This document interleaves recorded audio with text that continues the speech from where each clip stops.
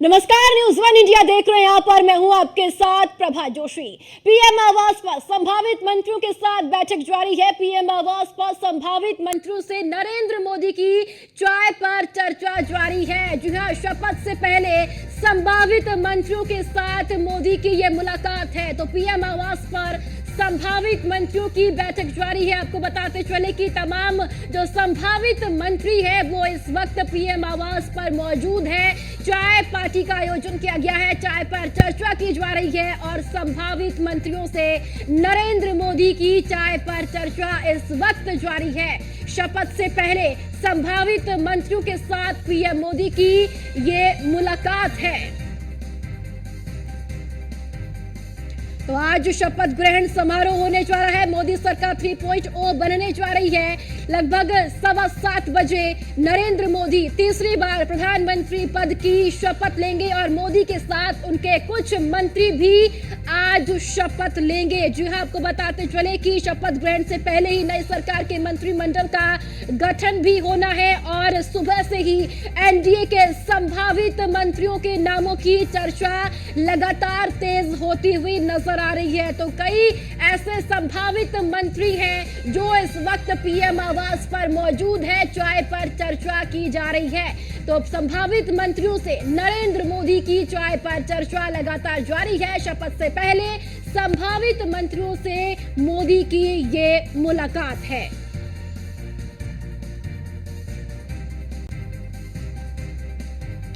तो आज शाम 7:15 बजे नरेंद्र मोदी फिर से तीसरी बार प्रधानमंत्री पद की शपथ लेंगे और कई ऐसे मंत्री हैं जो शाम को आज पीएम के साथ शपथ लेंगे। तो आज का दिन ये बेहद महत्वपूर्ण है। एनडीए के साथ साथ पूरे देश भर के लिए भी बेहद ही महत्वपूर्ण आज का ये दिन है। जो आपको बताते चले कि आज तीसरी बार प्रधानमंत्री के पद पर नरेंद्र मोदी शपथ लेंगे। 2014, 2019 और अब 2024। तो 2024 में एनडीए ने पूर्ण बहुमत हासिल किया है लोकसभा चुनाव में। लेकिन बीजेपी की बात की जाए तो बीजेपी ने पूर्ण बहुमत हासिल नहीं किया, लेकिन सहयोगी दलों के साथ मिलकर एनडीए को पूर्ण बहुमत मिला है और आज पीएम पद की शपथ तीसरी बार नरेंद्र मोदी लेंगे।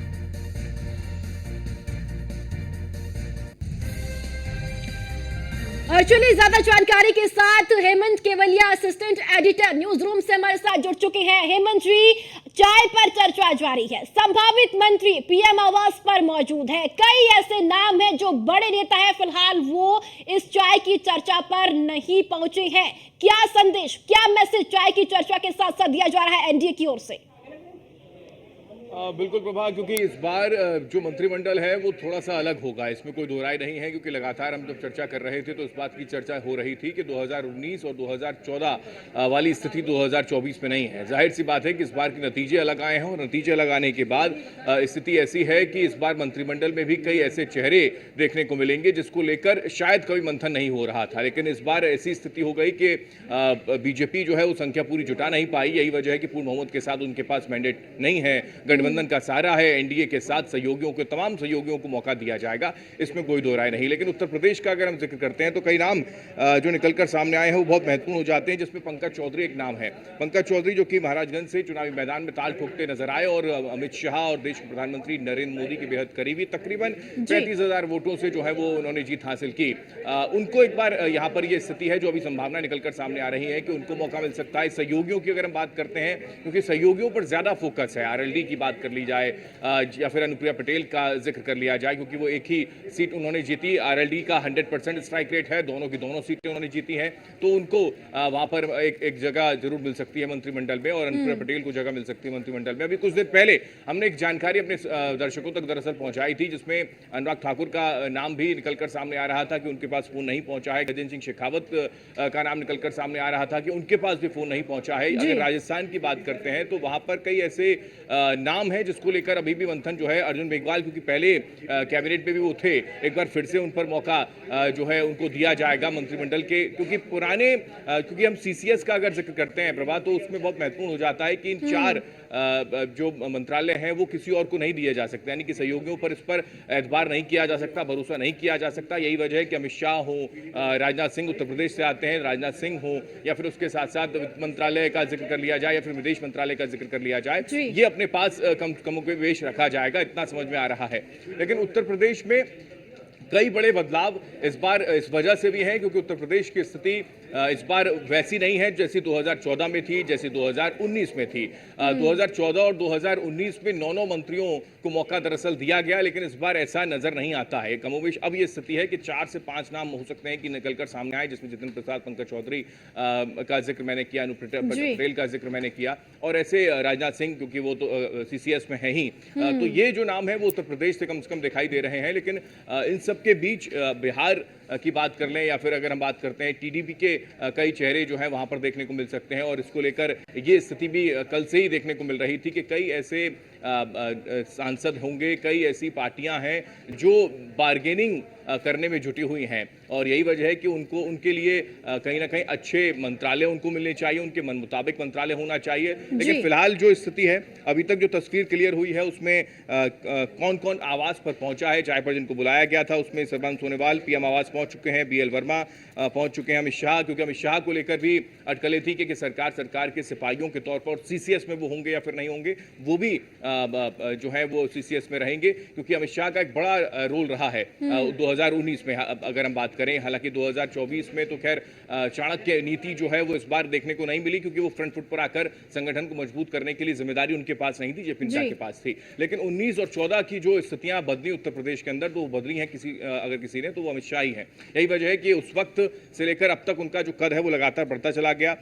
जैसा कि मैंने जिक्र किया, पंकज चौधरी, राजनाथ सिंह, मनोहर लाल खट्टर, हरियाणा की अगर हम बात करें तो मनोहर लाल खट्टर और राव इंद्रजीत सिंह, जो कि थोड़ी नाराजगी उन्होंने, आपने अगर देखा हो 2 दिन पहले एक बयान भी निकलकर सामने आया था कि अति आत्मविश्वास में हम रहे, यही वजह है कि हमारा मार्जिन बहुत ज्यादा नहीं रहा और हमारे हरियाणा प्रदेश के अंदर हम 5 सीटों पर ही हमको संतोष करना पड़ा। तो ये जिक्र उन्होंने भी किया, तो उनको भी मौका दिया जा सकता है। इससे पहले भी उनको केंद्रीय राज्य मंत्री बनाया गया था, लेकिन एक बार फिर से राव इंद्रजीत को मौका मिल सकता है, मनोहर लाल खट्टर क्योंकि मुख्यमंत्री थे और अब करनाल सीट से चुनावी मैदान में उतरे और अच्छे खासे मार्जिन से वो जीते, तो उनको भी मौका दिया जा सकता है। हालांकि मंत्रालय कौन सा होगा ये तो अभी स्पष्ट नहीं। जितेंद्र प्रसाद का जिक्र मैं कर रहा हूं क्योंकि जितेंद्र प्रसाद अच्छे मार्जिन से पीलीभीत से चुनावी मैदान में जीते हैं, और सबसे महत्वपूर्ण बात यह है कि वो बड़े चेहरे हैं, कद्दावर चेहरे हैं।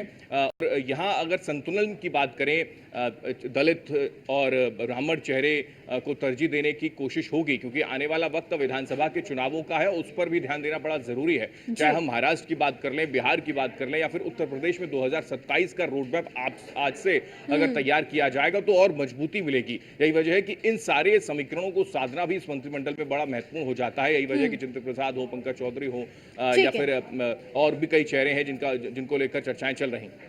जी ठीक है, हेमंत जी आपके पास लौटते हैं। दिल्ली से पीयूष तिवारी हमारे साथ जुड़ चुके हैं। पीयूष, दिल्ली में इस वक्त क्या हलचल देखने को मिल रही है?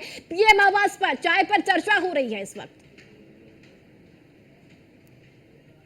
बिल्कुल, अगर हम बात करें तो थोड़ी देर पहले तक, यानी करीब 1 से 2 घंटे पहले तक सभी जो सांसद है वो ये कयास लगाए बैठे थे कि शायद उनके पास भी फ़ोन आएगा और संभवतः वो भी केंद्रीय मंत्री बनाए जा सकते हैं। लेकिन अब धीरे धीरे उनकी उम्मीदों पर पानी फिरता हुआ नजर आ रहा है, और कई सांसदों के पास जिन्होंने उम्मीद लगा रखी थी, जिनका नाम चर्चाओं में था, कई दिनों से टेलीविजन चैनल्स पर चल रहा था, उनके पास फ़ोन नहीं गए हैं। सबसे बड़ी बात है कि ये भी जानकारी मिल रही है कि अनुराग ठाकुर के पास भी इस फ़ोन नहीं गया है। हालांकि अभी कुछ समय बचा हुआ है, संभवतः अनुराग ठाकुर, क्या पता उनके पास फोन चला जाए या वो पहुंच जाएं। इसके साथ ही सबसे बड़ी बात है कि दिल्ली की अगर हम बात करें तो दिल्ली से हर्ष मल्होत्रा और कमलजीत सहरावत भी प्रधानमंत्री आवास पर पहुंची हुई हैं। दिल्ली की 7 सीटें भारतीय जनता पार्टी के खाते में इस बार गई है और पिछली बार भी गई थी, तो शायद यही कारण है कि अगर बीजेपी को ऐसा लगता है तो बीजेपी के कोटे से दिल्ली से 2 मंत्री भी बनाए जा सकते हैं। हालांकि अभी भी जो ज्यादातर जो चांस है वो कमलजीत सहरावत के हैं। इसके साथ ही अगर हम बात करें तो जो नाम अभी चल रहे हैं। इसके अलावा भी कई जो सांसद हैं वो पीएम आवास पहुंचे हुए हैं, क्योंकि आमतौर पे पीएम आवास के बाहर जो मीडिया कवरेज होता है वो थोड़ी दूरी पर होता है, तो नेताओं को पहचानना या उनकी गाड़ियों में से पहचानना काफ़ी असंभव होता है।